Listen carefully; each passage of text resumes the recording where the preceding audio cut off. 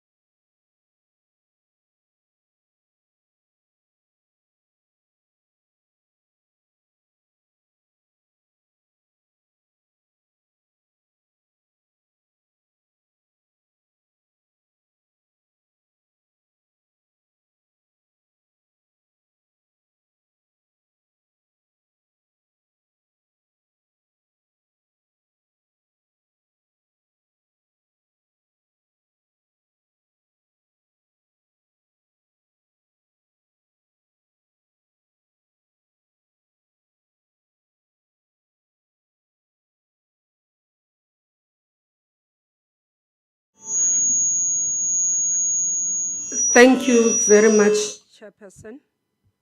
Deputy Speaker, my apologies. Let me acknowledge the Chairperson of the Portfolio Committee on Human Settlements, Honorable Semenya, and all members of the Portfolio Committee. Acknowledge the Deputy Minister of Human Settlements, Honorable Pam Chwete, MECs of Human Settlement who have joined us virtually as well, chairpersons and members of boards and council of Human Settlements entities, Director General of the Human Settlements, Mr. Changana, together with DDGs, CEOs of entities, honorable members. Our government derives its approach to human settlements from an injunction contained in the Freedom Charter that says, there shall be houses, security, and comfort.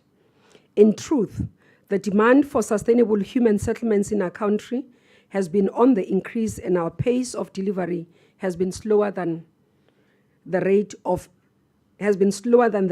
increase. As I stand here before you today to deliver this budget vote, those who have been waiting for a housing opportunity for what seems forever are hopeful that the plans we are going to announce today are going to respond to their needs. They are also eager to hear how we intend to implement our plans. It is within this context, honorable members, that we have adopted a continuous improvement approach to our work. Accordingly, we have effected changes within the human settlements delivery system that are aimed at ensuring that we continuously improve the efficiency, quality, and speed of delivery of our products.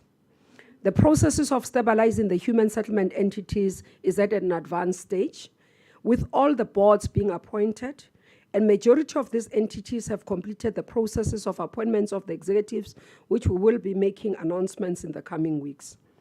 To deal with the blockages and the slow pace of delivery, we have established a National Human Settlements War Room with Mr. Dan Kobachev Machitsiso, the former Director General of the Department of Cooperative Governance and Traditional Affairs, as the convener and the head of this war room. In this work, honorable members, he will be supported by a team of highly specialized individuals who will bring a broad range of much needed skills to the sector. These individuals include Mr. Abongile Kyagiwe, Project and Construction Management Specialist with a master's degree in built environment, Ms. Patience Ntombifikile Ndlovu, a specialist in urban planning with a master's degree in urban and regional planning, Dr. Maphaka Ephraim Tau, who is a governance, strategic leadership and development expert. Many of us would know him as he has been recently just left as head of National Disaster Management Center. Mr. Kwena Mapoto, infrastructure development specialist who is professional technologist in civil engineering. Among other things, the war room team will be expected to do the following: coordinate efforts, monitor and fast-track the implementation of diverse projects across provinces, coordinate support of various entities and consolidate reporting to the war room, provide project tracking tools on all projects to monitor and to report to the war room, identify strategic partners that could assist to unblock challenges in project implementation, create an enabling environment for cooperative governance in line with Intergovernmental Relations Act. In addition to the technical capacity that we will be bringing and we have brought into the department and entities, we have made some policy changes that are aimed at ensuring we expand the speed and quality of delivery. This includes the following. In the current financial year, the revised bands for the finance-linked individual subsidy program, now called Help Me Buy a Home, will come into effect. Meaning this actually has come into effect with the 1st of April, because our financial year starts at the 1st of April. Again, as of the 1st of April, the applicable subsidy quantums have been revised from what it existed in 2018 by 20.9%, to ensure that we remain consistent with the ability of the department through its implementing agents to continue and improve delivery. Again, the revision of the income bands have been revised, that currently now we are implementing to have those who qualify between 1,850 to 22,000 gross monthly income to qualify for social housing, which also came into effect on the 1st of April. It is almost a month after the coastal parts of KwaZulu-Natal experienced extreme heavy rainfalls, causing severe damages in the eThekwini Ridge Metro and the districts, amongst others, of King Cetshwayo, Ilembe, Ugu, and Mngungundlovu. I know recently we added Herigwala into the list. More than 15,000 households were damaged. This was split between fully damaged houses and partially destroyed houses. These seasonal floods that are strongly linked to the carbon emission induced in climate change have also damaged houses in the Eastern Cape provinces, most of which were mud houses whose weak structures could not withstand the heavy floods. The areas affected in the Eastern Cape are Alfred Nzo, OR Tambo, Jokabi district municipalities. The Northwest and Western Cape provinces were also affected by both floods and fires respectively. Let me take this opportunity to thank Team Human Settlements across the country in the manner that they worked to respond to the disasters. A special tribute to the team that worked in KwaZulu-Natal. I have received an updated report that so far the KwaZulu-Natal team has complied with what has been required by Auditor General and the team that is led by the DG in the presidency in terms of real-time audit prescripts. I continue to urge all the teams not to drop the ball, as this will build confidence in our communities that we are spending their resources correctly, but more importantly, we are accountable. Those who are affected by such disasters require alternative shelter immediately, and those who want to repair the damages to their homes as soon as possible require us to assist them. To make this possible, we introduced a number of new directives applicable to provision of departments and municipalities so that we change the manner of intervention in disaster areas. These directives include 24-hour turnaround period for the assessment of disaster and fast-tracking of repairs through a voucher system. With regards to the financing, provinces and metros are now allowed to utilize available funds from HSDG, USDG, and ISUP to intervene in dealing with the damages, this within our grants.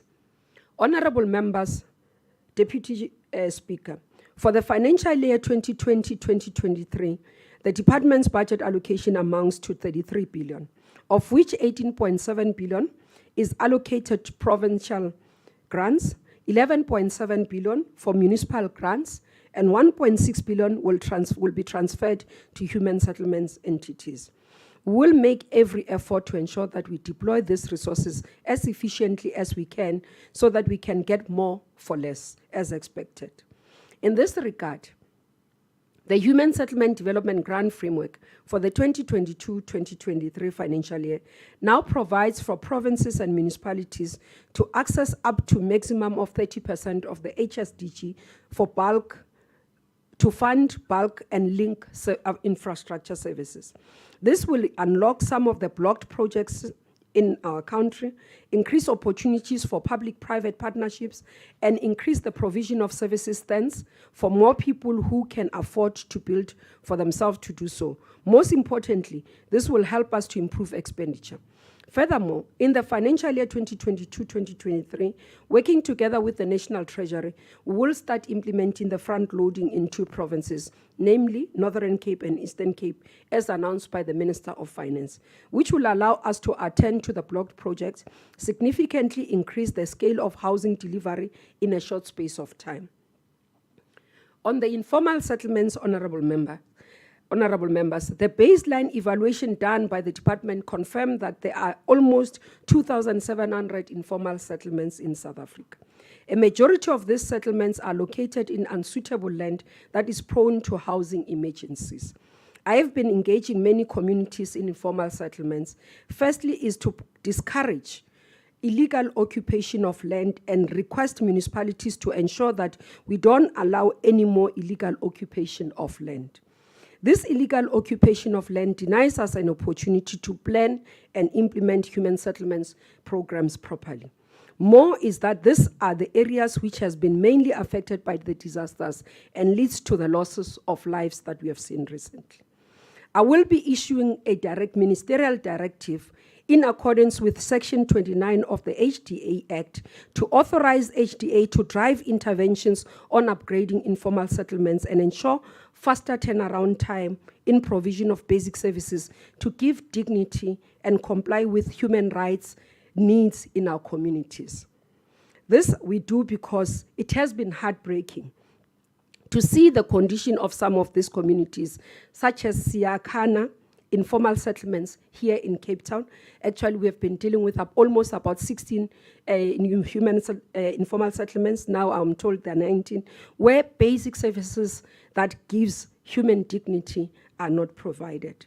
The Duncan village in Buffalo City municipality, you know we have got a project there, but when you look at the condition of that informal settlement, it's heartbreaking. Zandspruit in Johannesburg, amongst others. These are just a few that I'm counting, but we have many. And this says to us, we have to drastically improve in this area of work because we will be found wanting in terms of human rights issues. Honorable members, the department has set aside a 3-year period starting from 2022 to 2025 financial year to close off all the blocked projects in the country. The department intends to undertake a scoping exercise that will include site verification and estimation of all cost implications for the unblocking of the projects, and a diagnostic report will be completed by the end of this financial year. I would like to also indicate that part of our work revolves around public-private partnership and our work around the economic reconstruction and recovery plan. Central to the implementation of the economic reconstruction and recovery plan is the stimulation of aggressive infrastructure investment. This requires government to make effort to crowd in private sector investments through mutually beneficial public-private partnership. During 2021-2022, the department published a request for proposal calling on private developers to partner with government in integrated human settlement projects development. The department received 95 proposals which came from individual companies, consortiums, developers, and communities that own parcels of land. It is encouraging, honorable members, to learn that some of the land parcels were awarded through the land restitution program, which is part of the land reform programs that we are seeing these applications coming through. Pronouncements regarding the first phase will be made after the successful conclusion and signing of these PPPs arrangements. It is anticipated that this will yield opportunities for the medium to low income earners. In this financial year, honorable members, the department will implement its efforts towards affordable housing program in mining communities in partnership with the mining companies. This we say parallel to the mining indaba that is happening in partnership with what we want to see in our communities. To strengthen our partnership with mining companies, we are currently developing a partnership framework between government and mining companies that will guide the joint design and implementation of partnership projects in identified municipalities. This remains a critical area that we would want to see work increasing. The demand for social housing and student housing is overwhelming. Our social housing program has about 140 billion worth of assets. In his 4th State of the Nation address, His Excellency President Cyril Ramaphosa announced that for 64 billion of the 700 billion from the infrastructure fund will be spent on social housing and student accommodation.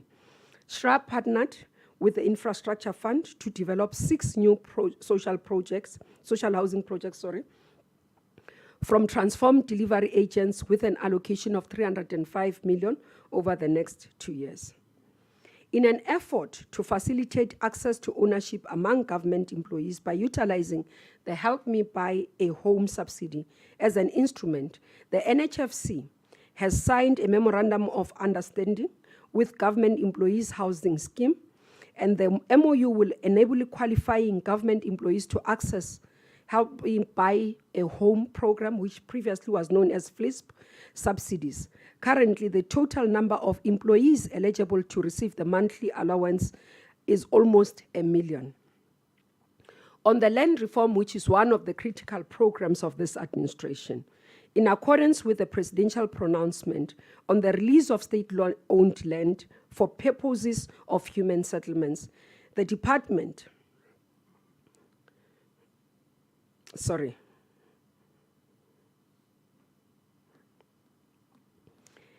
on the issue of land redistribution,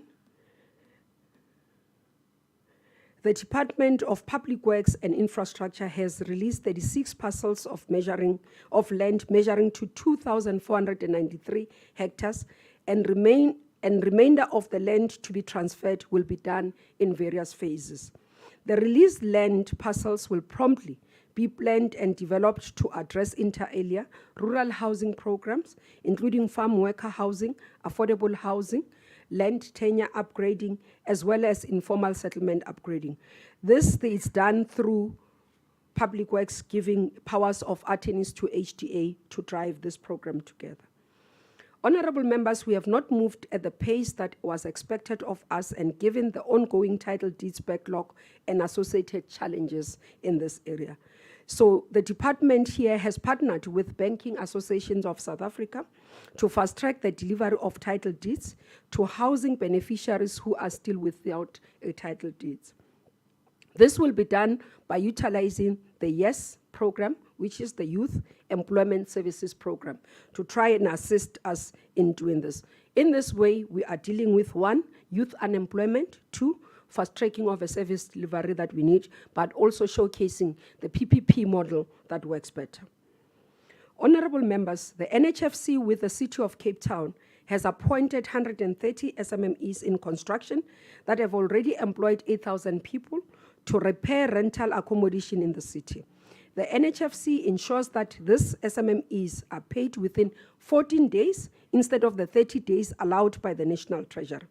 These builders are appointed to work in the communities where they live, and they hire people from the same community, ensuring that the funds used for the repairs improve the lives of the communities as a whole.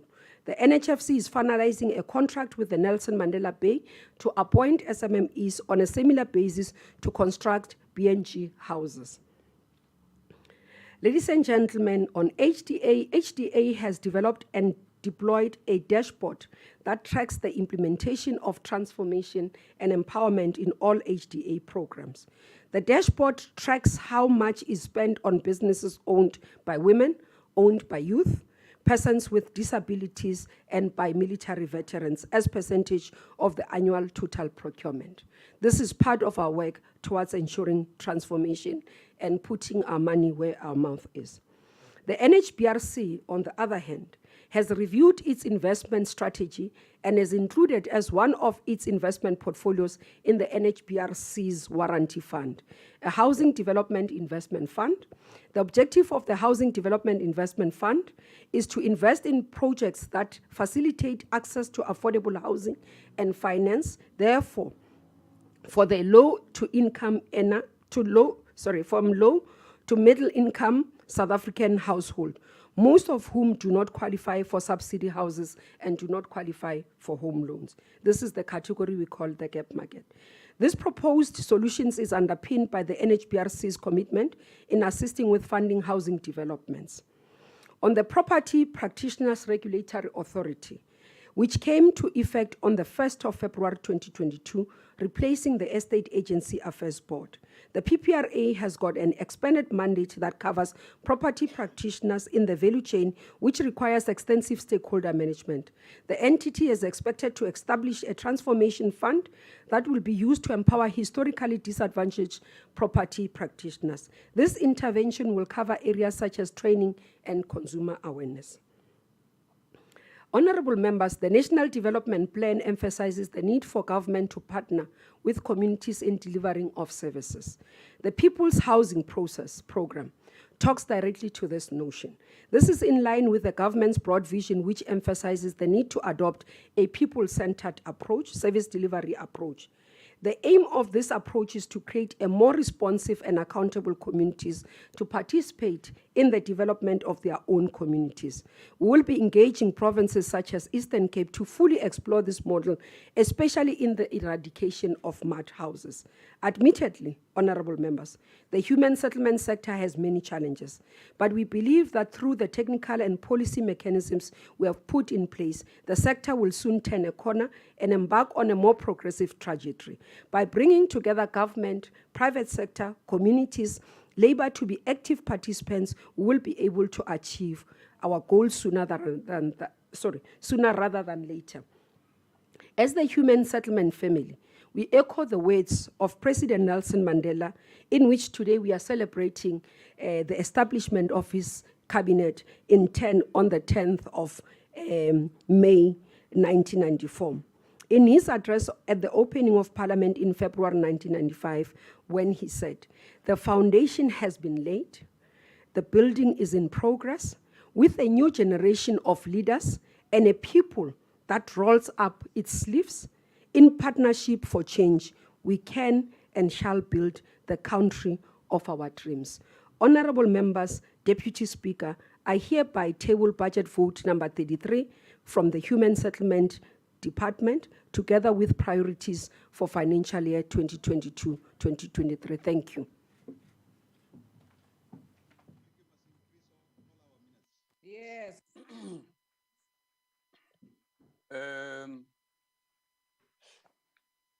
The next speaker is Honorable Semenya. Thank you, Honorable Speaker.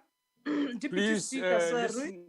please keep your ear sharp so that you hear what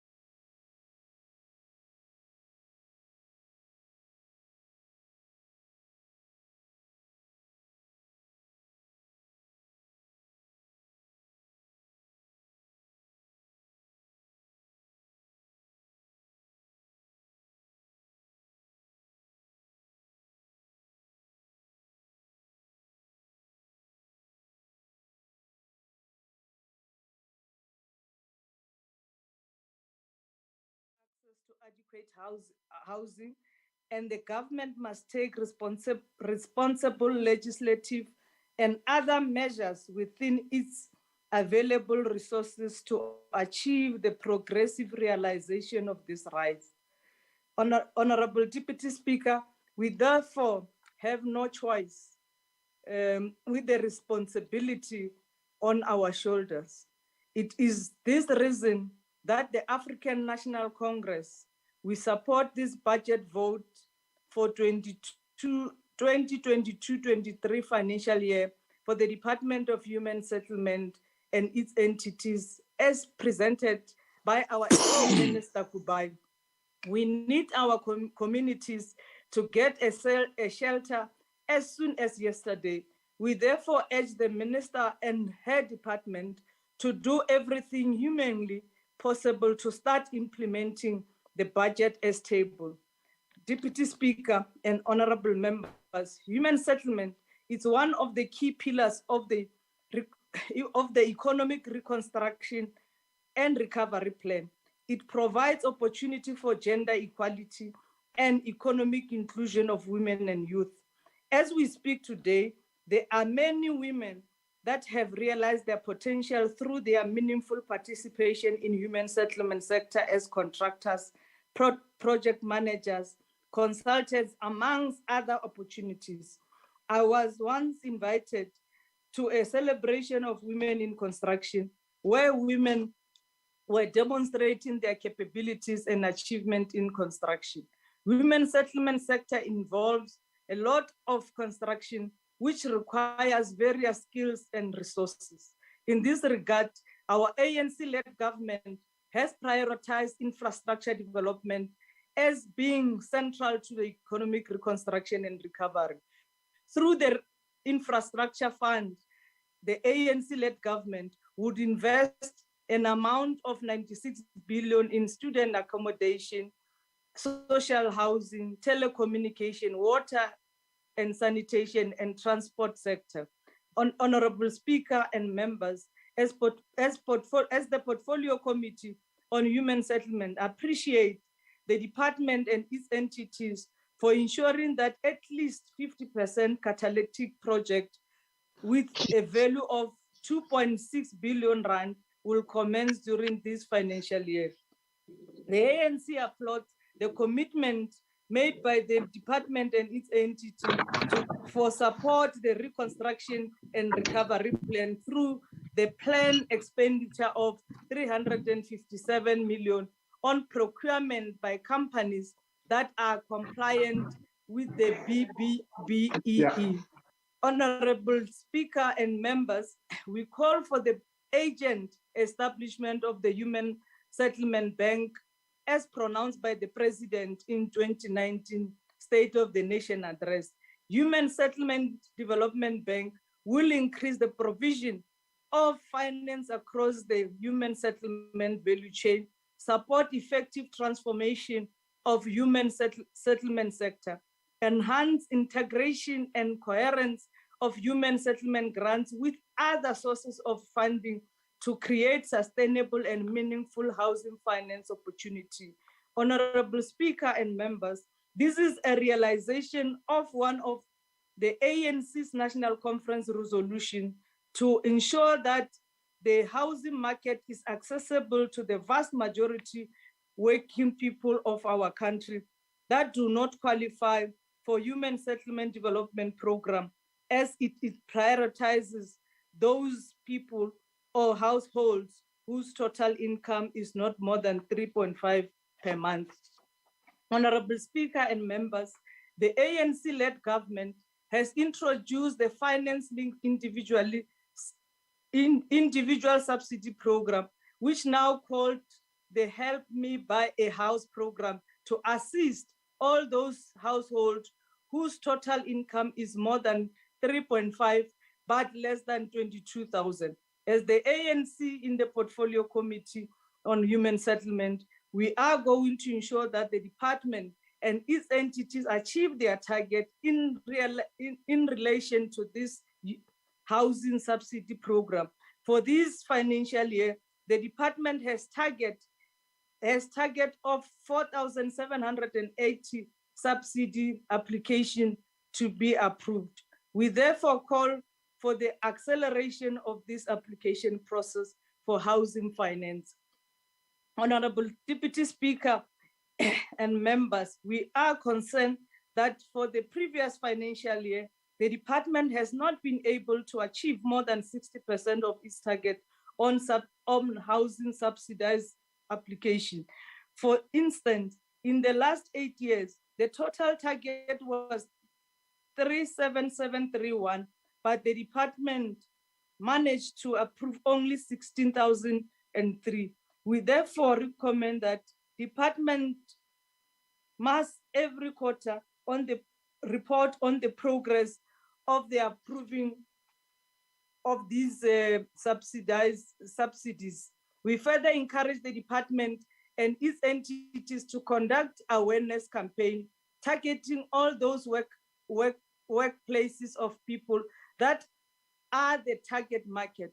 It should be the responsibility of the department to promote housing finance scheme for middle and low income earners. Honorable Deputy Speaker and members, we are resolute in support of this budget vote for the Department of Human Settlement and its entity. Our support for the budget vote is based on its commitment of ensuring that our people have access to social housing.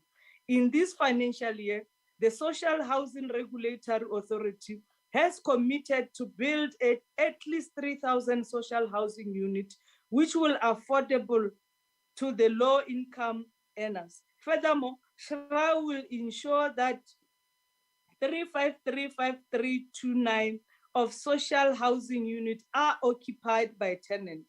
Our people are not only going to benefit by accessing affordable social and rental housing from the state. The department and SHRA have committed that 70% of consolidated capital grants will be awarded to Black majority-owned enterprises, with 40% of construction spend going to enterprises that are majority owned by women, and another 20% of construction for youth, and 5% for people with disabilities.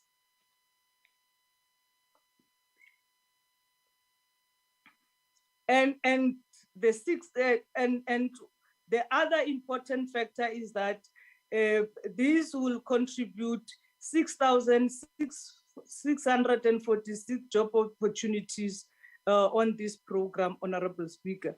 Honorable Chairperson, Honorable Speaker, sorry, we are committed to hold the department accountable for this budget, and we shall support the Department of Human Settlement and its entities when necessary as the portfolio committee.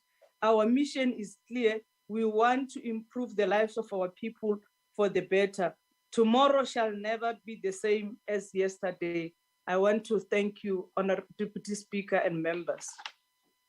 Thank you, Honorable Member. Let's go to Honorable. My minutes can be given to another member.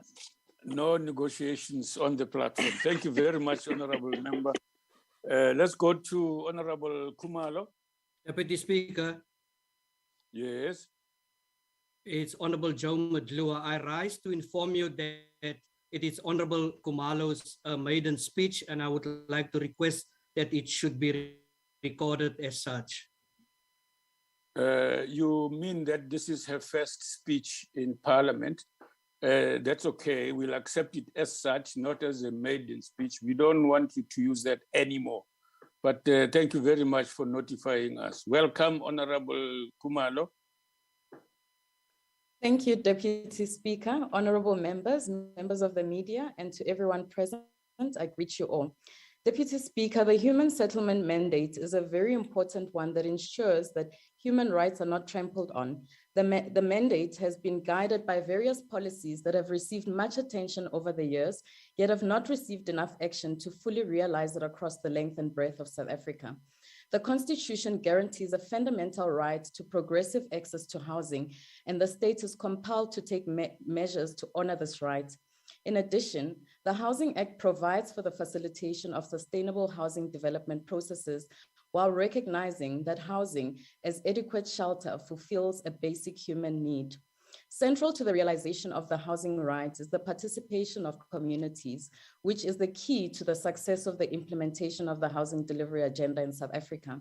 Sadly, the department is notorious for rampant corruption at the cost of the dignity that should be given to millions of South Africans. Corruption and housing waiting lists is a serious problem that has gone unaddressed for decades.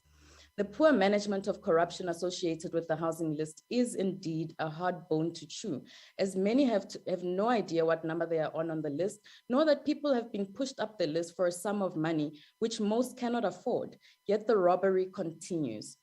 People are sick of being sick and tired, year in and year out. The people deserve better. South Africa deserves better.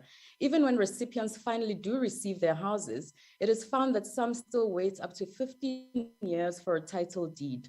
And we ask, where is the people's dignity? Houses for homies, the sale of state houses to fill the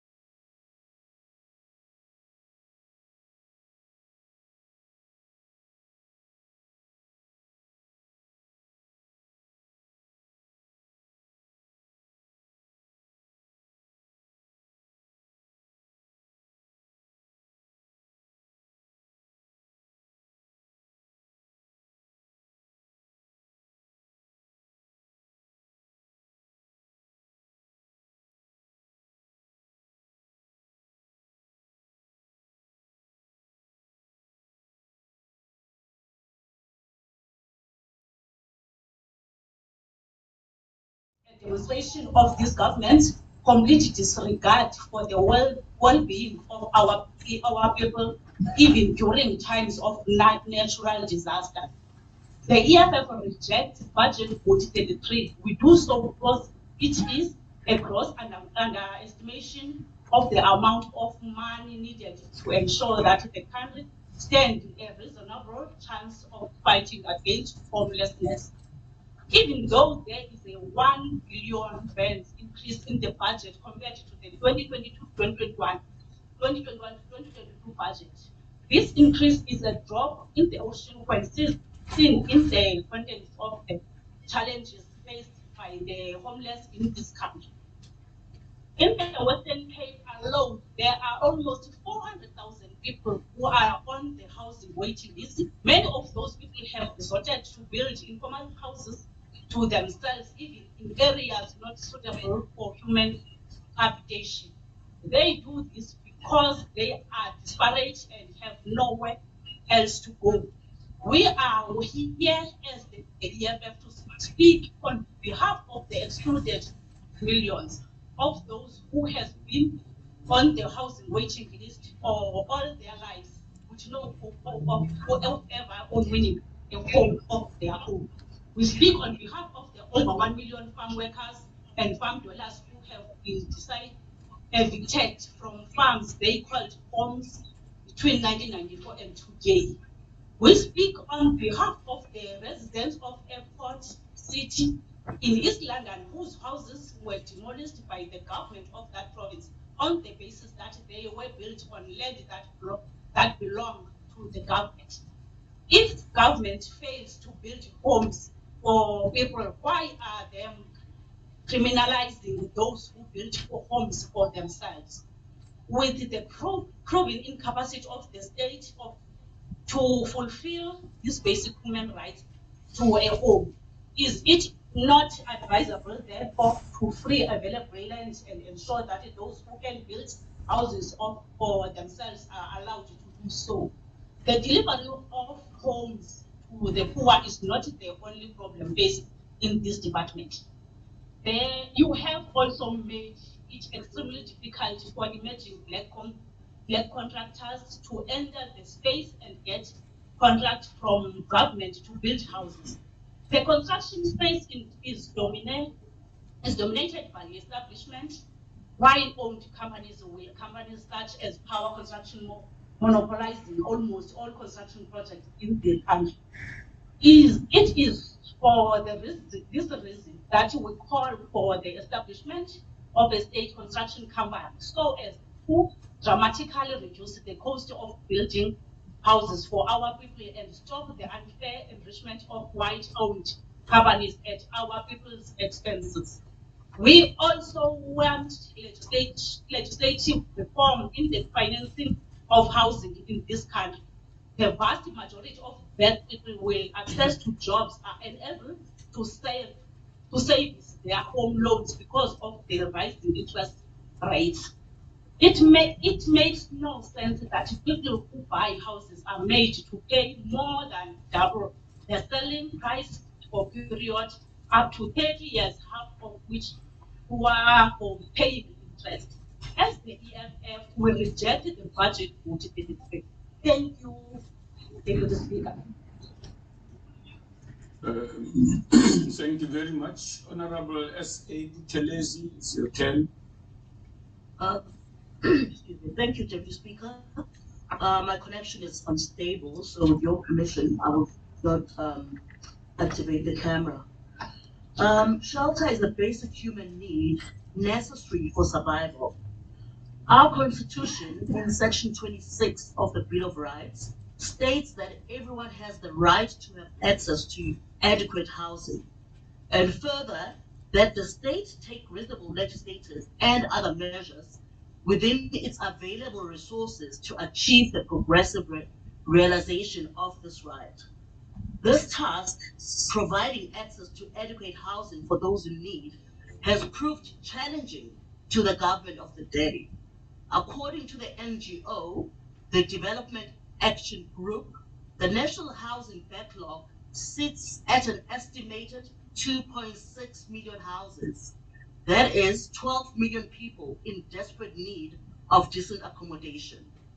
Therefore, the importance of the work of the Department of Human Settlements and the prudent use of the budget allocated to its work cannot be overstated. As we gather today, this budget is under additional pressures, not only due to the impact of the COVID-19 pandemic, but also more recently, the devastating floods which left thousands of people in KwaZulu-Natal without any form of shelter. The lofty and necessary ideals dictated by the National Development Plan that by 2030, measurable progress towards breaking apartheid spatial patterns would have been made, as well as the issue of transformation in the housing sector, face almost insurmountable setbacks as we are forced to look at divergent funds to provide emergency relief to communities in need. As the IFP, we therefore welcome the overall budget allocation, which increased by 1.34 billion rands from 31.67 billion rands in 2021-2022 to 33.2 billion rands in 2022-2023. However, the department's revised 5-year MTSF targets must be noted. 300,000 breaking new ground houses delivered, 20,000 households that received financial assistance and purchased units through the finance-linked individual subsidy program. Additionally, 300,000 service sites delivered, 18,000 rental housing units delivered in priority development areas, and 5,000 community residential areas units delivered. Considering the sheer scale of the task at hand, we must pose the question, are the MTSF targets ambitious enough? As the IFP, we therefore echo the concern and recommendation of the committee with regard to blocked projects.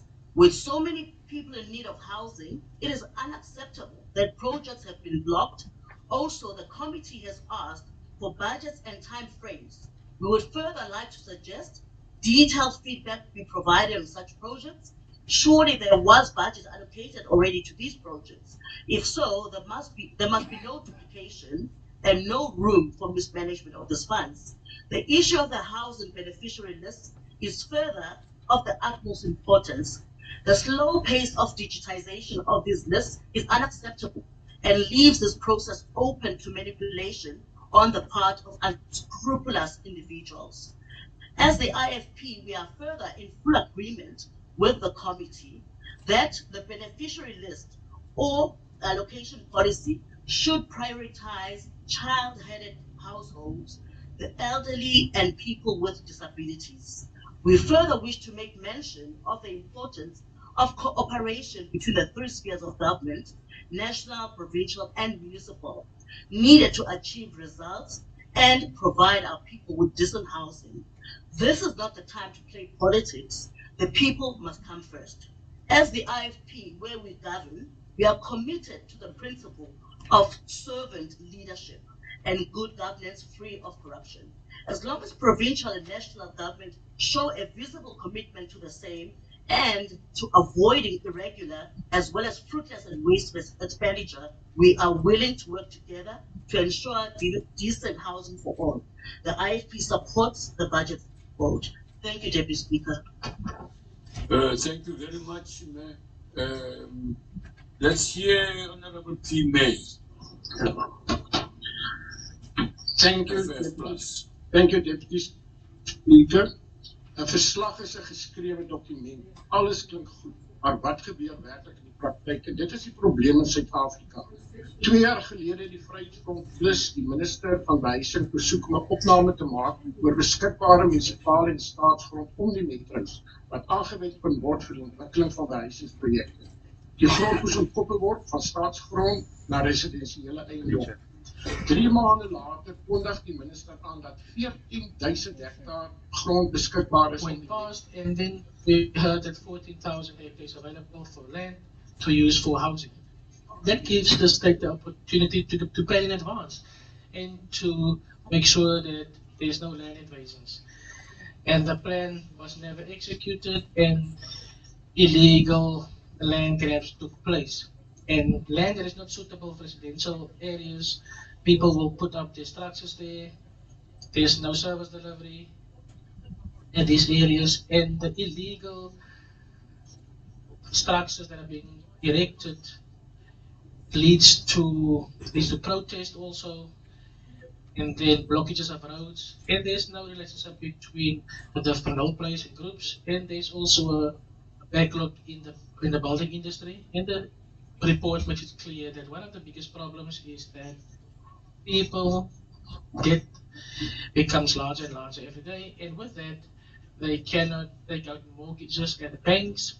And another problem is also the influx of people from Africa. We all know that it's thousands of people that comes to South Africa on a yearly basis. And I want to say that the fact that financial institutions cannot help people, the debt load will be higher and higher on the government. But what also happens now that people go and rent houses, and we see it even in South Africa with that the cost of living is so high in South Africa that people end up on the streets.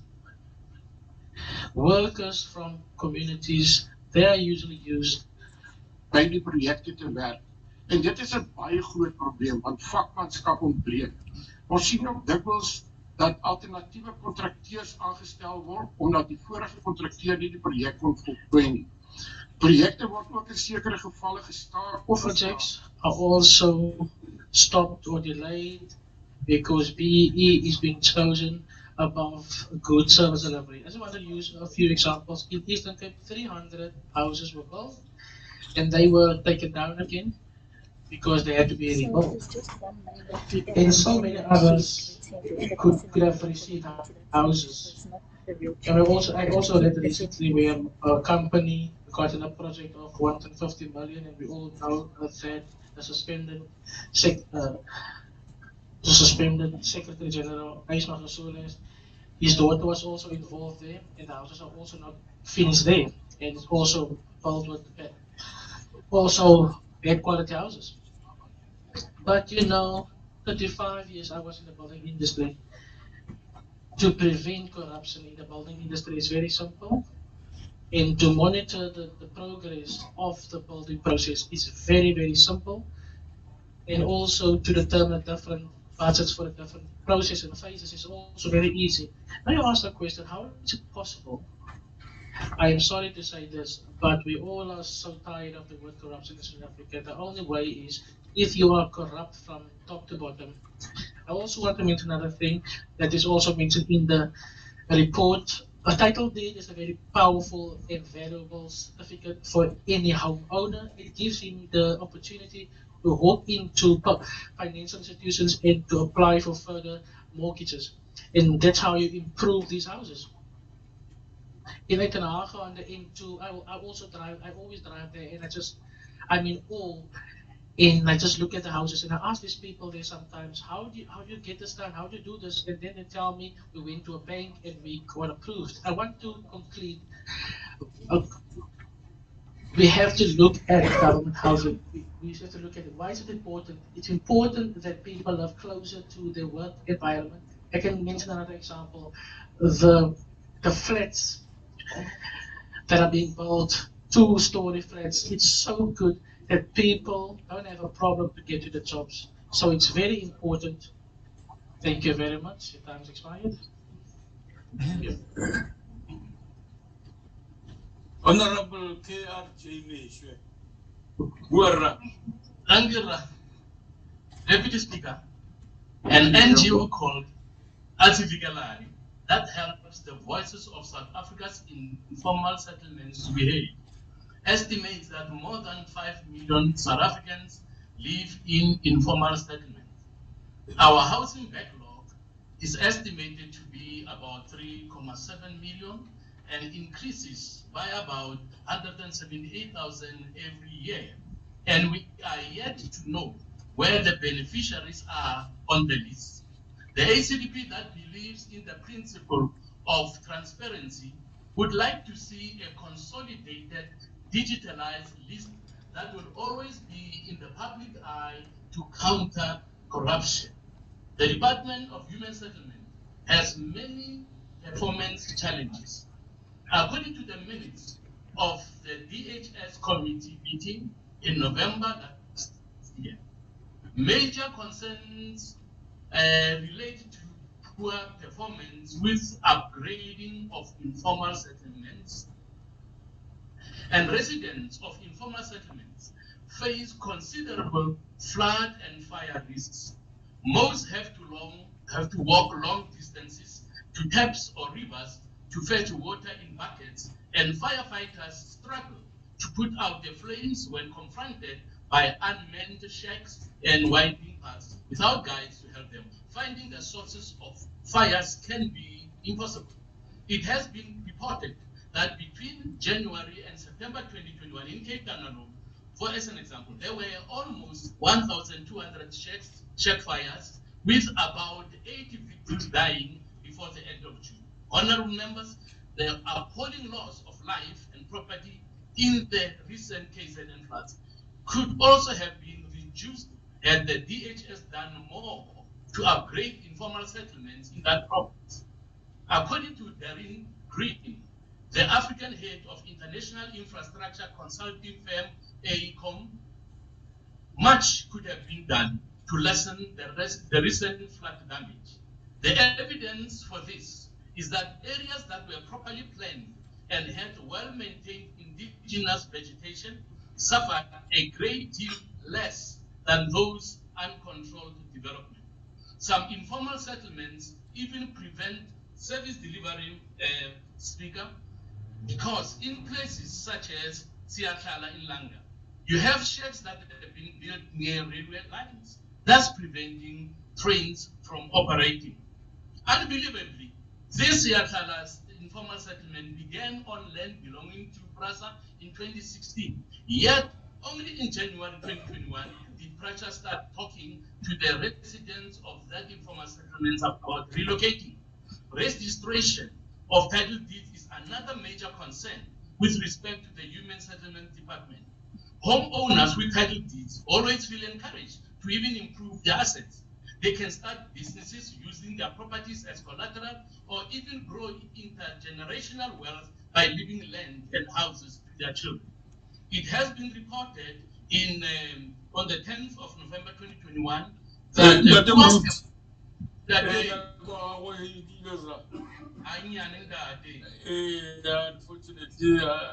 but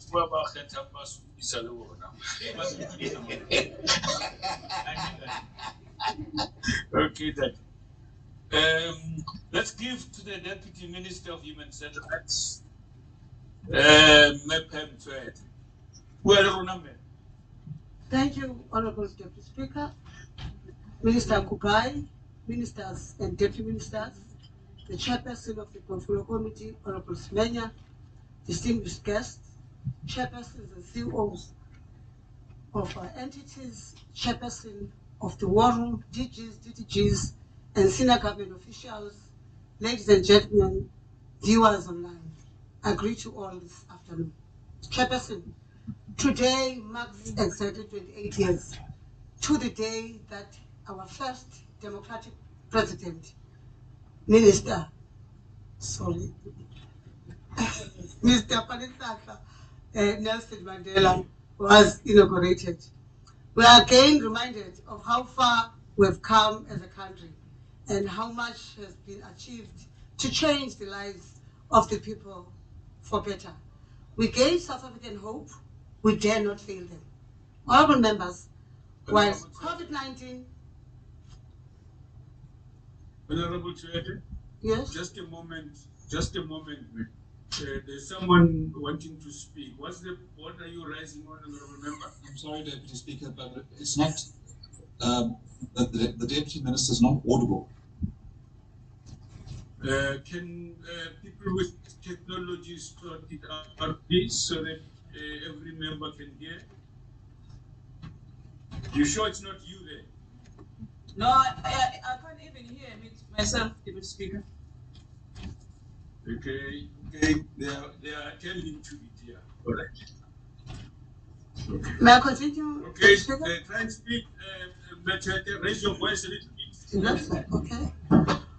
Honorable members, while the COVID-19 pandemic continues to exist in our country and the world at large, our sector is still feeling the effects through continuous shortages of material supply. These shortages have resulted in price hikes and dictated by principle of supply and demand. In August last year, we welcomed the vibrant, energetic, and highly action-oriented Minister Mameluko Kubai to the department. The minister came with vast experience, and she is coming from 5 portfolios, namely communications, energy, science and technology, tourism, as acting Minister of Health. We are already encouraged by what we have achieved during this short space of time. The empowerment of women and youth is one of the department's critical areas. The country continues to battle high level of unemployment and patriarchal systems. The set-asides for women, youth, and persons living with disabilities is a way of ensuring that these groups are not left behind. I must say that we've been making some positive strides as the department in ensuring that the provinces and our entities take this seriously. We have done so by ensuring that the 2022-2023 APP and budget plans have clear, measurable targets. As I said last year, NHBRC, through its partnership with Gordon Institute of Business Science, enrolled and trained 120 women entrepreneurs. 107 completed the business development plan. Assessment in March 22, and are currently undergoing mentorship program through GIPS. These women have also had networking sessions with our provincial departments, the National House and Finance Corporation, and the Housing Development Agency, where presentations were done on construction related projects, opportunities, and how to access funding. Our country has a high number of destitute communities due to social ills. The department is inundated with requests to intervene in a number of destitute cases. We have urged the provinces to work closely with municipalities and come up with the consolidated list per province. This will assist in ensuring that we have a holistic approach in prioritizing the cases. We have started the process of show in a province working with MECs and all provinces. I've done it, and together with executive mayors, the main focus of our road shows is to unlock challenges that hinder acceleration of housing services delivered for destitute. Going forward, we will be accelerating this program to all provinces. I'm proud to announce that using this approach, a number of houses have been delivered across the country. Ours as department is to ensure that no destitute is without a decent home. We have an obligation to protect the most vulnerable of our society and make sure they have a decent place that they call home. Yesterday, while we were engaging with community of Khayelitsha, myself and the minister, we found an impression that everyone is expecting to receive a free house from government. We want to make it clear that provision of BNG houses is for indigent and elderly, child-headed households, military veterans, and people living with disabilities. Housing of military veterans remains one of our key focus areas. We are committed to endeavor until we have provided security tenure to all bona fide military veterans. The illegal occupants, delay service delivery, legitimate beneficiaries, ukuthatha komhlaba ngendlela engalunganga ilibazisa idelivery yedepartment. Kuba xa kufuneka sibasusile kwindawo erongo abahleli kuyo, kufuneka kubhekwe emakhoti, siyacela ukuba siyalibaziseka ukudelivera izindlu ngenxa yabantu abaoccupy umhlaba rongo. Going forward, I would like to encourage collaboration with the Department of Social Development so that at the time of the handover, we don't just give them a house, but we take care of their basic needs singafiki pha sinike umuntu indlu simnike isijiko xa ufika endlini akananto yokutya. It doesn't help us. We need to work together on social development. Whenever we hand over the house, there's food in the house. Our country has been experiencing flood and fire disasters. Some of these can be attributed to climate change. As a country, we need to embark on awareness campaigns with hope of limiting impacts of displacement, of loss of life. Abanye abantu bakha phezu kwemilambo, bakhe kwindawo ezinamanzi, bekelelwe sanukwakha apha. Siyabacela ke ukuba mabancede bamamele xa bekelelwe.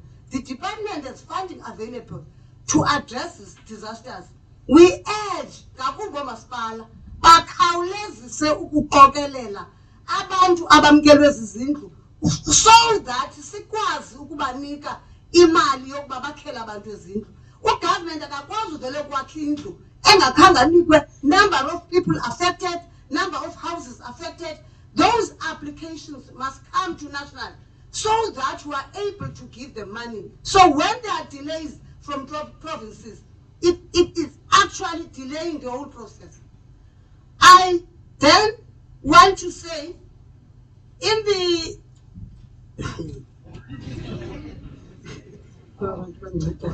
as I said last year, the HLBRC, through its partnership with the Gordon Institute of Business Science, and unditshilo kwenyaphele basibancedile amakhosikazi and sayenza into bamakhosikazi sifuna amakhosikazi aphathe bethuna akhe izindlu mabanganikwa nje bankinkishelwe. President has given out what 40% must be given to women, and why is it not happening from provinces? Yesterday kwakhona ngokubesipha ekhayelitsha no minister bekukho abantwana abancinci abaze kuthi abathi sicela ukwakhela izindlu. Ndibaxelele Deputy Speaker that education unika iNSFAS ukwenzela abantu babheke esikolweni. Asikwazi ukwakhela abantwana abana 14 years batoyitoyela izindlu. Mna ndiphuma endlini ngosuke nditshate ekhaya, so bona abantu bathi bena 18 years bafune sibakhele izindlu. Hayi zinkosi, ayizukwenzeka. Siyacela into yoba abantu babheke esikolweni bafunde bazokwakha izindlu zamabhongo abo befundile. And xa ndiza kugqibezela Chair ungeka ndihlasi phansi, I would like to encourage collaboration with the Department of Social Development. Nditshilo ke ngathi ndiyithethile le nto yoba i-department masibone social development apha kwezi ndawo sibonakale sisebenza sonke bethuna. Constructions enye into emandigqinise kukwakhiwa kwezindlu erongo ngabantu abanikweyo imali uba sine-quantum enough for people to build decent houses. There is no need for contractors to build cheap houses because izabuyela kuthi bantu baphetheyo singurhulumente we-African National Congress. Kanti ICT sinika abantu imali bakhe izindlu abantu benza into zomqala wabo. So in the year under the review, we have established platform which includes the national and provincial platform and the NHBRC to address issues related to enrollment. In enrollment, we are now very fast in enrolling and making sure that we enroll houses. As a finish delays, we only take 15 days to do that. With this regard, the participants of South Africa and the United Nations, I must tell you this, Minister, that you requested me to represent South Africa in United Nations General Assembly. I couldn't believe myself when I was standing in the podium of the United Nations. I said, this is Minister Kubai who sent me here, and I'm retiring this year. I have a history. Other ministers never been on that platform, and I'm the first deputy minister who's been in that platform. Thank you, Minister Kubai. The inputs for South Africa at high-level meeting, which took place on the 28th.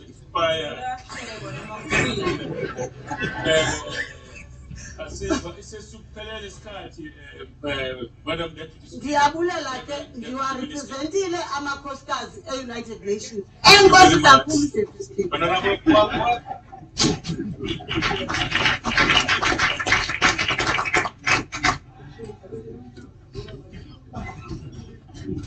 Gonna have to just give me a minute. It's gonna take. Just messing with the audio now. Ayik. Honorable Brad Harold.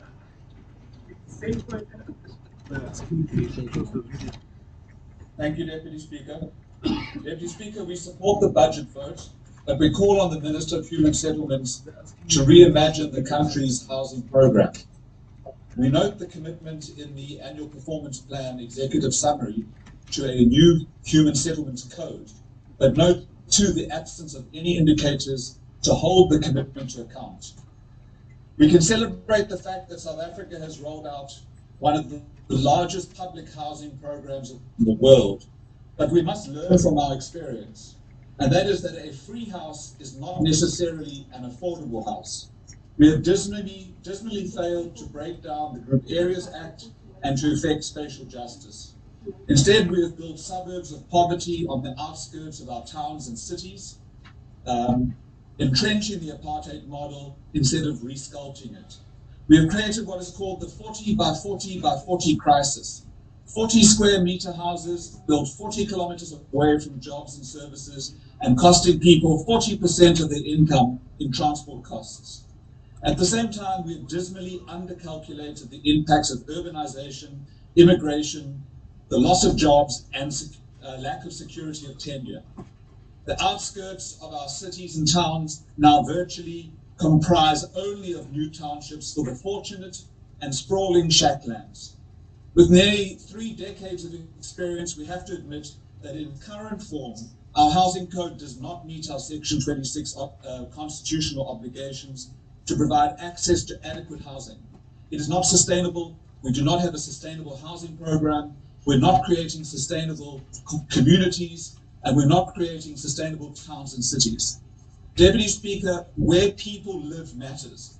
If we plow ahead on this road, we are going to lock in a socio-economic catastrophe from which it will take decades to recover.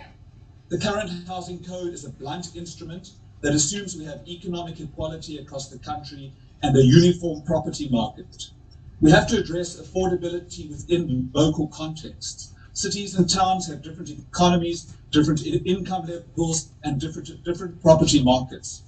Using a blunt qualifying instrument and a standard income threshold relegates low earners in cities with bigger economies, higher levels of income, and unaffordable property markets to a life of exclusion from their Section 26 rights.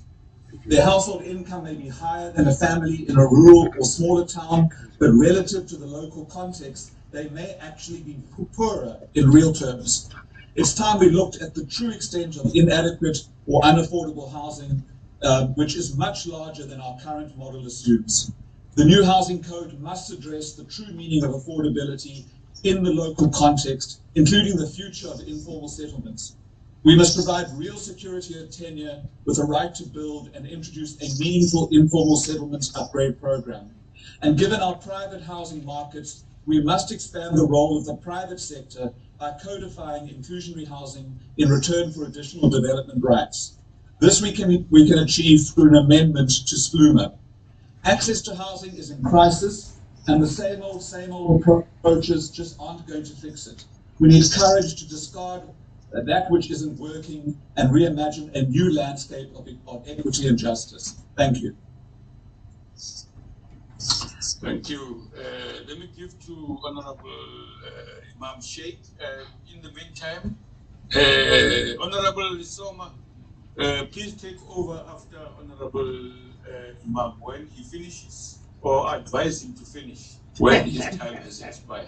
I now hand over to him. You can turn him into stepping over out of the seat. Thank you very much. Thank you. Thank you very much, Deputy Speaker. The National Freedom Party will support Budget Vote 33 on the human settlements tabled here today.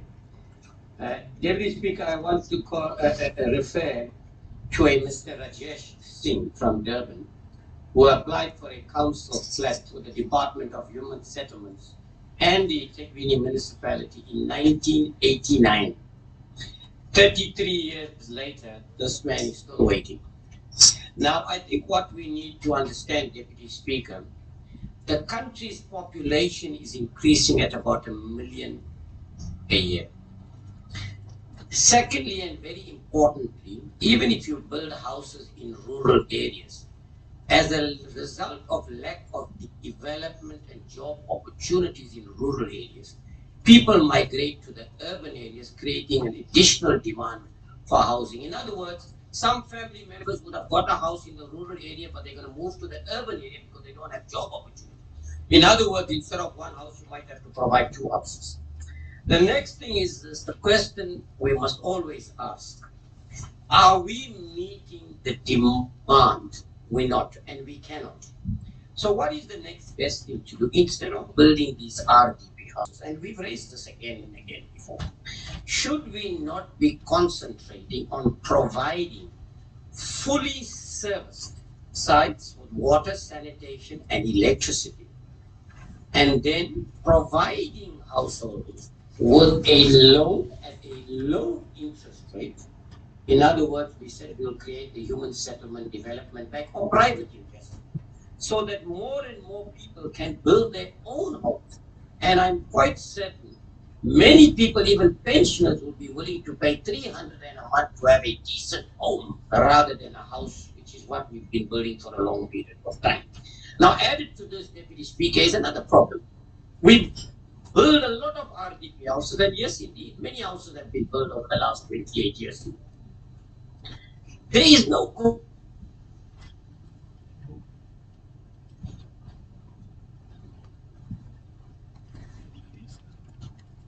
Honorable Sheikh Imam, it seems like we've got a connectivity challenge.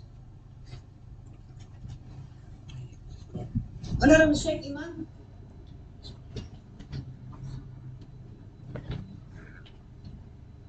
May the IT support assist him if it's possible.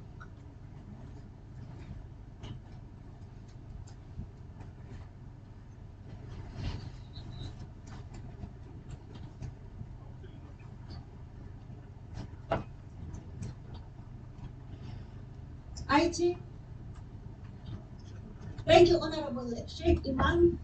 Honorable members, we shall move now on. Recognize Honorable Teki. Thank you very much, Chairperson.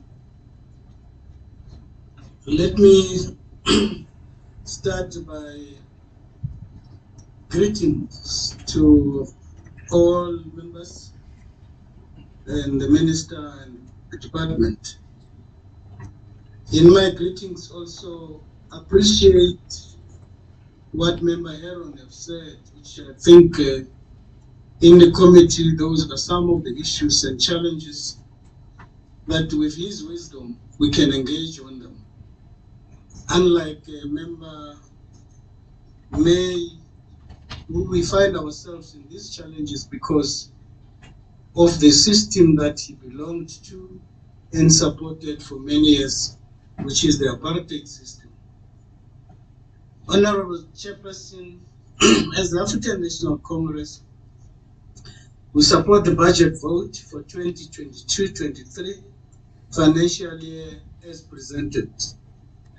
We are convinced that this budget, if implemented, in totality, will go a long way in achieving the aspiration espoused in the Freedom Charter of ensuring that the provision of housing, security, and comfort for all people. The National Development Plan 2030 directs our ANC government to radically transform the spatial apartheid planning to ensure that working people of our country live in close proximity to their work, have access to recreational and other essential services, other essential social amenities at their doorstep. That's what we define human settlements, not housing. The revised medium-term strategic framework 2019-2024 has identified 3 interrelated outcomes for this term of office. The revised MTSF has committed the department to the spatial transformation through multi-program integration in priority development areas, adequate housing and improved quality living environments, security of tenant. Honorable Chairperson, To achieve the above objectives, the department will rely heavily on the work done by the state-owned entities. The bulk of department's budget is transferred to these entities.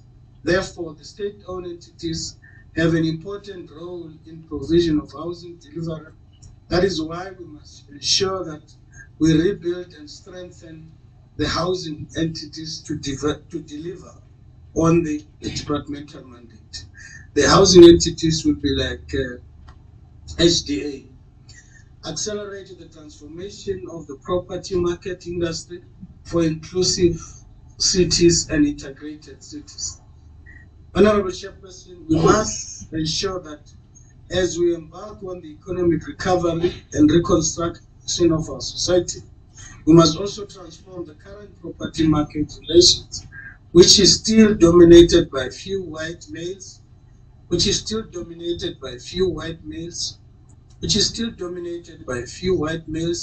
at the exclusion of the African majority.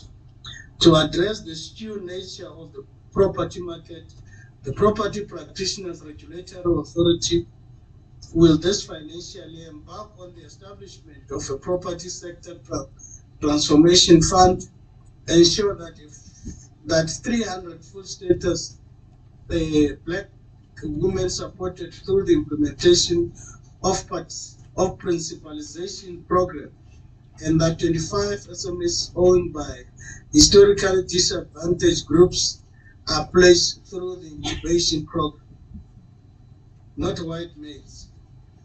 Honorable Chairperson, the delegates of the 1955 Congress of the People, where the Freedom Charter was adopted, made a pledge that in a democratic South Africa, unused housing spaces, land will be made available to the people, will be available to government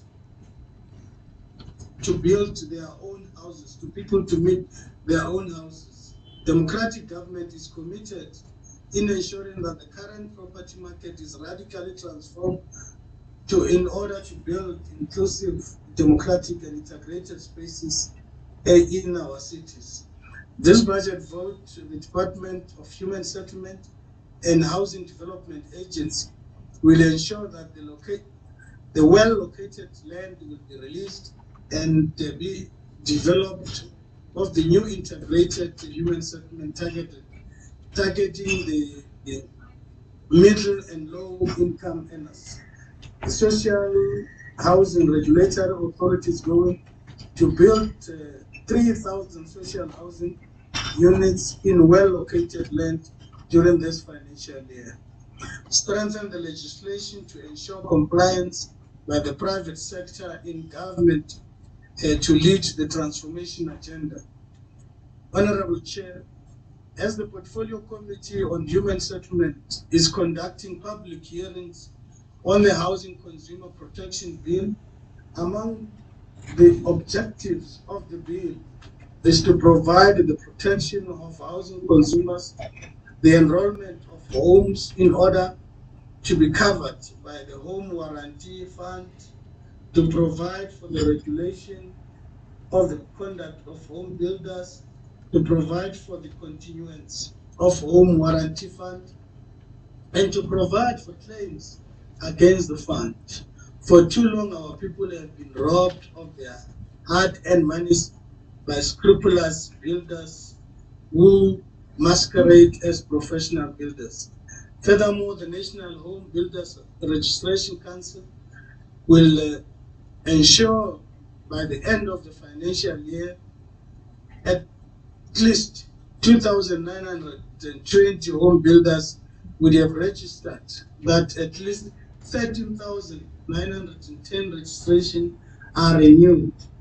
The NHBRC has also set a target of 100% homes inspected for both non-subsidy and subsidy homes. Further, the NHRBC will ensure that 100% of prosecutable matters are considered within 10 working days when they are reported. That 100% are prosecutable matters are set down for a hearing before the disciplinary committee within 30 days. The state-owned entities must drive the job creation in the housing sector for economic recovery and reconstruction. In his State of the Nation address in February, President Ramaphosa reiterated the government commitment to economic recovery and reconstruction. We welcome the commitment made by various entities regarding job creation. The Social Housing Regulatory Authority has committed to create 6,646 jobs opportunities through its implementation of housing projects. And it further committed to ensure that 40% of its spend on procurement will be targeted to women, 20% go to the youth sector, and 5% goes to people with disability. 40% will be spent on procurement, will target women, and 40% will go to the youth sector, and 5% will go to the people living with disability. That's a delivery department, that's a delivery government led by the African National Congress. Honorable Chairperson, the Housing Development Agency during the course of this financial year will implement various projects such as delivering 3,428 of the housing units, provide 4,517 service sites, manage 73 human settlement projects, and the replacement of 1,000 asbestos roof, which will create jobs opportunities to the South Africans, in particular the people that were disadvantaged by the apartheid regime. Research indicates that persistence of our unemployed rate. Try and wrap up, honorable member. Among these is the fact that they possess the requisite skill as an experience. And the department is on a massive training for all, in particular young people, to can be exposed to training and skills so that they can be employed. Councillor Nkofu, the chairperson. Thank you very much, honorable member. Now I recognize Honorable Jafta. Thank you. This budget vote coincides with the recent floods in KwaZulu-Natal. The floods which call to bear special integration, housing infrastructure,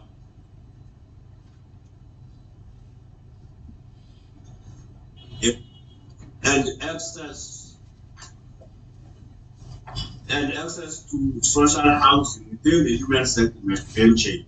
Indeed, Honorable Chair, human settlements cannot be unlocked through accessing, I quote, through accessing, releasing optimally suitable land, close quote, as former Minister of Human Settlements, Norman Japheth, once said. We need to tap into human settlement value chain. Human settlement priorities must be transformative, deal with housing backlog, and provide a tidy deed to our people. In terms of Constitution and the National Development Plan, the department has an obligation to give effect to the duty of the state to provide access to housing.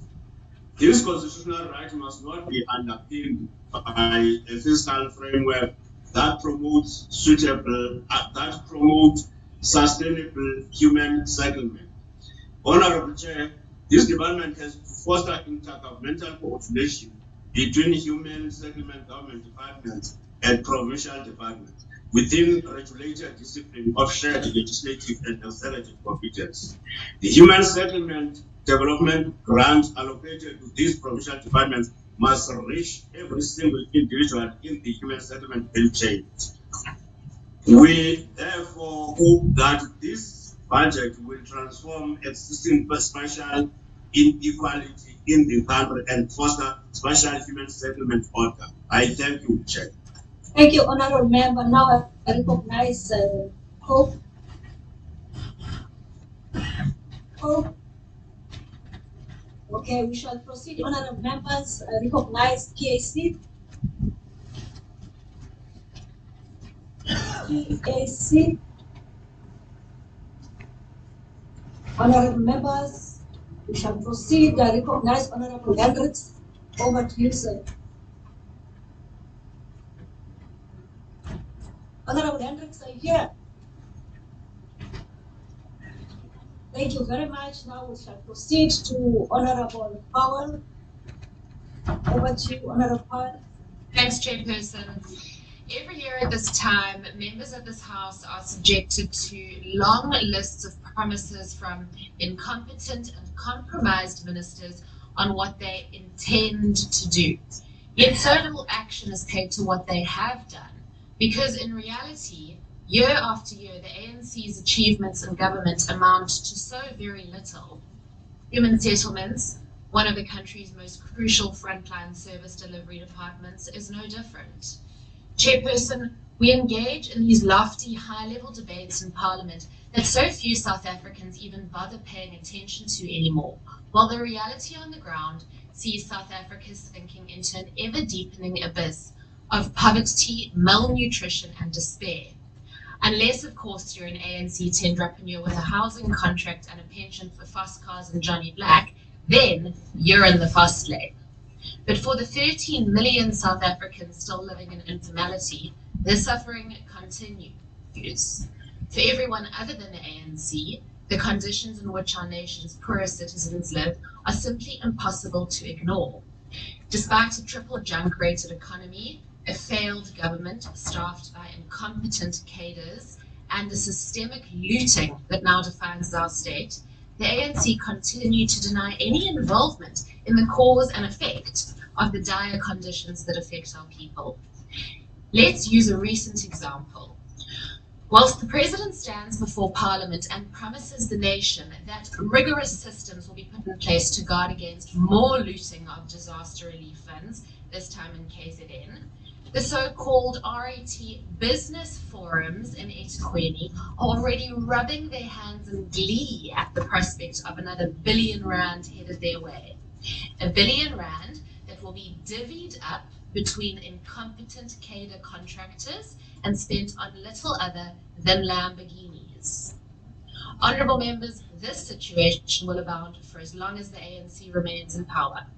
And despite the list of more promises for the upcoming year recited before this House today, the delivery targets promised during Human Settlements budget speeches in previous years have yet to be fulfilled. In the 2020-21 financial year, against a target of 23,000 title deeds, only 17,200 were delivered. 40,300 fully subsidized houses were delivered against a target of 85,800. 1,800 rental housing opportunities were delivered against a target of 6,000. 990 social housing opportunities against a target of 3,800. And only 3,060 FLISP opportunities against a target of over 6,600. Honourable members, what these figures really mean is that despite the pomp and ceremony of our ruling elite, less than half of the housing department targets were achieved on major metrics. Only 61 million of the 300 million rand transferred for rental housing relief was spent, not because desperate South Africans did not need assistance during the COVID lockdown, but because the department took an entire year to finalise the disbursement policy.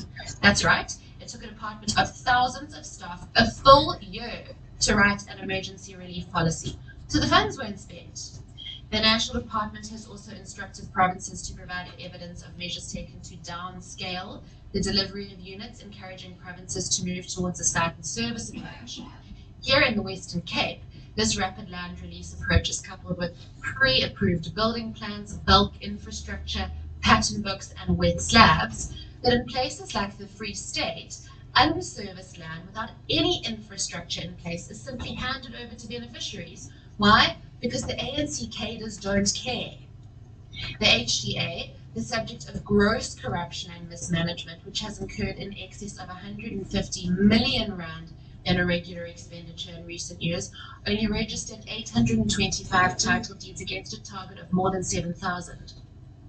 Despite the millions lost to fruitless and wasteful expenditure, the ongoing investigations and the big shot talk about DG and DDGs, about consequence management when hauled before Parliament, only one single official was disciplined and dismissed across the entire department, whilst a second individual spent over 700 days on suspension at a cost to the taxpayer of more than 3.4 million rand.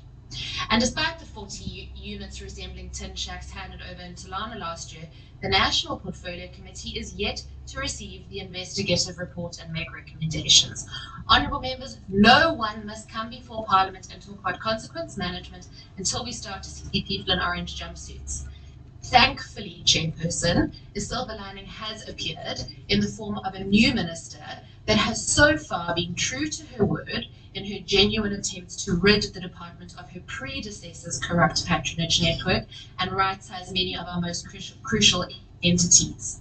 Time will tell if her fist is firm enough to stand up to the nefarious and dangerous characters that sit behind, not opposite her on the parliamentary benches. She confronts a lion's den of greed-obsessed cronies on the inside and empty stomachs on the outside. The knives will soon be out. I thank you. Thank you, Honourable Member. Now I recognize Honourable Malaji. Over to you, Honourable Malaji. Thank you very much, Chairperson. It is interesting to see the DA and its youth organization, the EFF, fighting that we must build more houses, which we agree on with the ANC. When not long ago, they are the same people voted against regime where the state must do to pay the responsibility. I'm calling an order. Honourable Hlophe, may I check if your hand is up? Because on the system I don't see your hand being up. Nevertheless, what is the point of order? Yeah, I don't think it's parliamentary to call EFF as the youth leader of the A. I think Malachi must withdraw. No, there is no point of order. He mentioned the organization, not the individual. No, you meant Malachi will proceed. Chairperson, we no, are no, Honourable Mkhalipi. Chair. You can't be saying that. Honourable Mkhalipi. Where in Parliament? Honourable Mkhalipi. Where youth leader? Honourable Mkhalipi. Hey, no, you must Honourable Mkhalipi. You must be. I am protecting you so that you. I am protecting you by making you understand the rules. He mentioned the political party, not the individual. Honourable Malachi, you may proceed. Political party. No, Honourable Mkhalipi. Honourable Mkhalipi, you know what to do. No such Chairperson. It's very easy to discipline such people. Just put out of the system, Chairperson. Don't assist me. Don't assist me. Honourable Mkhalipi, I repeat. He mentioned the political party, not individual. In terms of the rules, there's nothing wrong with that. If you insist, I'll ask the IT people to support to eject you from the platform. Honourable Malachi, please proceed. Thank you very much, Chairperson. Healthcare and hospitalization shall be provided. No. Thank you very much, Chairperson. I think can I call order on Member Mkhalipi? Honourable Hope, you may, but I've made a ruling. Not on that issue. On that issue. Oh, let's She is insisting that Member Malachi violated the rule, but just called Member Malachi with his first name, which is a violation of the NA rules. That's the issue I'm calling Member Mkhalipi on order on. He said Malachi must withdraw, and that's not allowed in the rules. Honourable Mkhalipi, I was going to say differently. Can you then withdraw that? Because now I'm not withdrawing anything. You can kick me off. I don't care. Okay, bye-bye. I take her out. Don't care. Please proceed. Thank you very much, Chairperson. It is very clear that Chairperson, the project of the African National Congress of making sure that our people are settled, it has been delayed in many areas, mainly on the issue of land. In many areas where the DA, EFF-led municipalities, they sell the land that's supposed to be for human settlement. They sell it to private companies for they continue to maximize profit. But we are uncompromising and resolute as African National Congress in our support for the budget vote for the Department of Human Settlement and its entities. We are convinced that the budget vote, as presented by the Minister, will go a long way in addressing the house backlogs in our country. Honorable Chairperson, it is a known fact the African National Congress, that government has built more than 3 million houses for people who are displaced. The housing delivery program is one of the massive projects undertaken by our government. It is comparable and it is none. However, the recent floods in KZN and the Eastern Cape has demonstrated that much needs to be done in the prevention of equivalent houses for our people. The national government has identified the upgrading of human settlement as a key component of its human settlement development approach.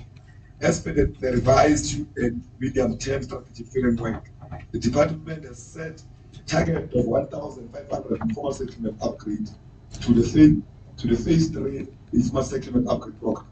For this financial year, the department, through the Housing Development Agency, has planned to upgrade 200 informal settlement into phase 3. Ensure that no new informal settlements built in riverbanks. Honorable Chairperson, the government, and in particular the local sphere of government, must put measures and mechanisms in place to ensure that no new informal settlements shall be built on the riverbanks. Local municipalities must work very closely with the housing development agencies in identifying the suitable land for human settlement development. Section 7 of the Housing Development Act of 2008 empowers the Housing Development Agency to identify, acquire, and hold and develop and restate and private and communal owned land for residential and community development, and to further assist organs of the state with upgrading of human settlement.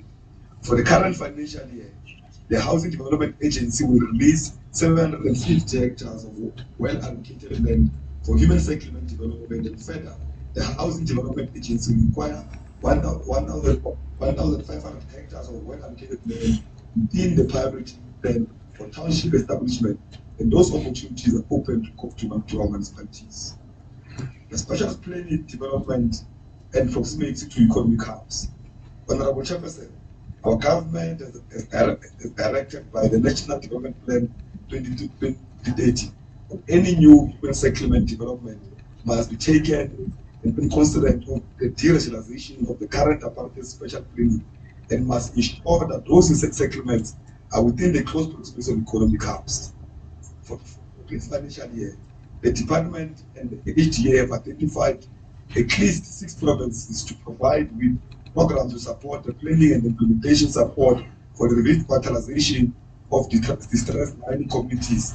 This is a new indicator for the state entities which will ensure that those communities living closer to the mining companies are provided with accredited houses. Through the DTM, ensure that 100 expenditure of USISFP grant by provinces and municipalities. Honorable Chairperson, recently the minister, Dlamini Zuma, in her address to the state conference, has clarified that the misconception about the district development model. There are people who think that the DTM project, the DTM is an unfunded project. She explained that DTM is not a project, but rather a government approach, which the 3 spheres of government and the state entities work in unison to achieve certain work. Many of our local municipalities have been struggling in spending the allocated grant funding, which results in the Department of Corporate and Government International Affairs revoking Section 18 of the Division of Revenue Act. Section 18 of the... Thank you very much, Honorable Member. Your time is up. I did give you injury time of 2 minutes. Thank you so much. Honorable members, now I recognize Honorable the Minister of Human Settlement. Honorable Minister. Thank you very much, Chairperson, for the session. Honorable Soma. Firstly, let me appreciate all parties that supported our budget vote, and indeed agree with honorable members who raised the issue around the need to review how we provide human settlements in a sustainable manner that is transparent and ensures accountability. We have committed to the digitization of the beneficiary list and will ensure that it is implemented. Let me agree with Honorable Semenya on the importance of establishment of the Human Settlement Development Bank, and also the need for efficiency in terms of application process for the Help Me Buy a Home subsidy to improve its performance through the ICT platform as committed in the APP. Honorable Khumalo, it is a dangerous thing to make if you are to generalize and use a blanket approach. I think to indicate that the entire sector is corrupt is disingenuous. It's as saying that all Liberal Party members are racist, because you would have categorized yourself within that. I have seen men and women in this portfolio who sacrificed even their holidays, working to ensure that we provide services to communities. So to generalize again and say that all people who are within this portfolio are lazy, are not committed, they work for themselves, I think it's not correct. It will help as you read APPs and read annual performance reports, but also look at some of the presentations we've done in the portfolio committee as you are a new member. And equally, let me remind you that equal opportunities and fairness does not mean that we must exclude communities such as those in COVID-19 and wetlands in communities. Honorable Lisoma. One second, there's a point of order. Honorable member, point of order. Let's hear the point of order. Thank you. The Honorable Minister is misleading the House Honorable Chairperson, because my speech, even as typed, okay, just stop there. She must learn the rules of the House. No, just stop right there. Leading the House. That's a point. No, Honorable member, that's a point of debate. I thought we were going to make reference to the rules, or she has used unbecoming unparliamentary language, but you are now referring to your speech. That's a point of debate. That's not a point of order. Honorable Minister, you may proceed. Thank you very much. She's going to have to learn the rules of the House. Honorable Khumalo, there's what we call rule books in Parliament. I know you are new. We do spend some time reading it so that we can know what we do in Parliament. Let me come to Honorable Member who represents, I think it's Stefani. Mhlonishwa andiqale apha. Xa uzawuthetha uthi elites linking the ANC to the killing of abahlali basemjondolo leaders, it's really, really dangerous. Xa ungajonga, if ungajonga, uMhlonishwa uSibiya has been having meetings. As we speak today, there is another meeting with abahlali basemjondolo trying to find solutions within KZN, supporting them. So I can confidently say, from the governing party, from the African National Congress, from us as leading this portfolio, we've committed to working with everybody. So I think uRhotxe Mntanasekhaya ungaphindi uyenze le nto uyenzileyo, ayifanelekanga ukuhlanganisa abantu nabantu ababulalayo. Gqugquzela amaphoyisa ukuthi atholele abantu babulala abantu abahlali basemjondolo, while sifuna ama-solutions azosincedisa ukuthi sisebenzisane nabo sikwazi ukuthi siba-providing services as a right. Let me also thank honorable members Buthelezi, Mishwe, Heron, and Jafta. I think these members provided some of the suggestions that we are definitely looking at. There's been issues that are flagging honorable members. I think they're quite important for us to do. Yes, the concern around the MTSF targets.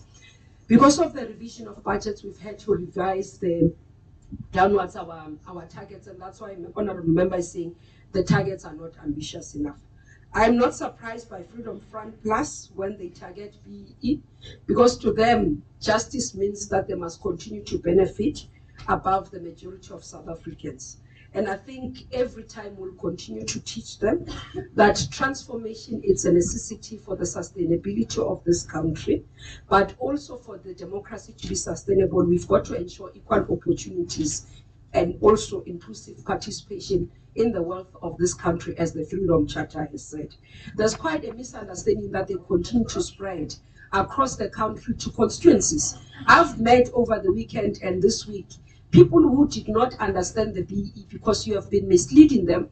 For example, a white woman who didn't know that actually in terms of BE, they are above a black man because you have continued to spread this misinformation that does not assist this country, does not show. I think at some point we need to have a proper conversation with Freedom Front to say, when are you going to start to be patriotic South Africans?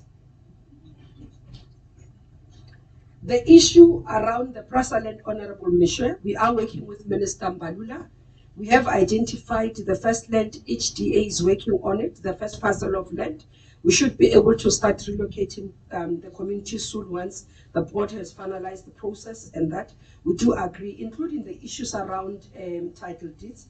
Honorable Heron, indeed, the issue of security of trade. I think the other issue that I want to speak to, it's even the issue, and it's linked to Honorable Power, and I'll come to the issues and Honorable Chafter. The issue of access to land that is closer to economic opportunities. Now, it's very critical because we've got to address the apartheid landscape, special landscape. So we can't continue where we put and build very far away from opportunities, recreational facilities for majority of South Africans. So that is important.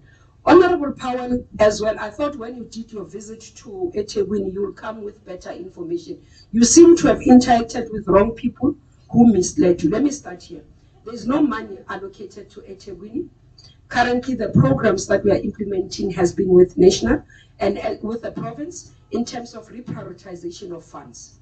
We have been engaging a city of eThekwini. We wanted them to reprioritize within their budget, which they told us that they do not have the necessary resources. So I don't know which 1 billion you've seen, you've heard, you've smelled in eThekwini, but we've not provided any 1 billion to eThekwini municipality.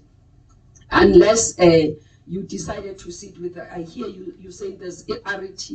Maybe you must share the notes who these RET people are that you had coffee with, that shared with you about them, and we didn't provide as the Department of Human Settlement. But again, you misrepresent the issues of land.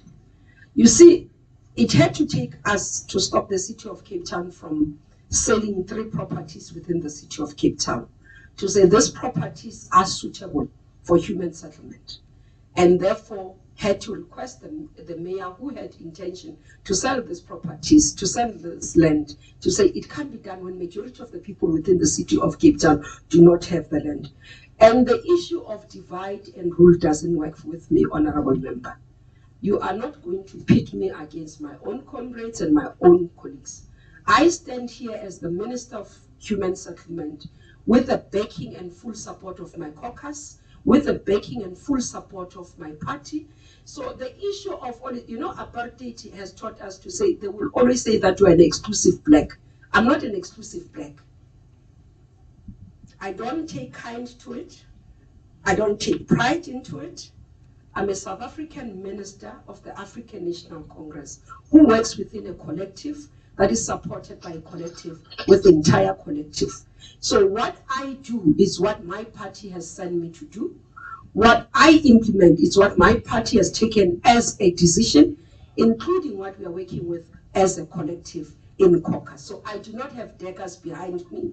I do not look back when I walk because I'm not fearing that I do not have the support and the backing of my caucus, including the leadership of the African National Congress in its entirety. So when you see standing against corruption, when you see me standing firmly, it's because I'm a child of the ANC, and this is what I've been taught. So what you see as just few people who get out, accept that we do have those, like all of us in all parties. We've seen Makoto Arunakwa Johannesburg, what he's doing. She's messing up. Do we say all of you are messing up? No. But we acknowledge our Makoti and now we're actually going to Johannesburg. That's why we meet some Makoti Piketty, So that's what we do. We don't isolate an individual and say because we're not, you should be, and feel in clap hands to say no, they are saying I'm better than others. I'm not. I've been trained by the African National Congress. I'm the product of this movement. And what I do and act, it's what I've been told and taught by. And this is what we'll continue to do. So the ANC lives, the ANC leads, and I'm thankful for who I am because that's where I come from. Thank you, truly, in spirit and in all I do. Thank you very much. We shall now, we are concluding the debate for the day of this visual mini plenary session. The mini plenary will now rise. Thank you very much.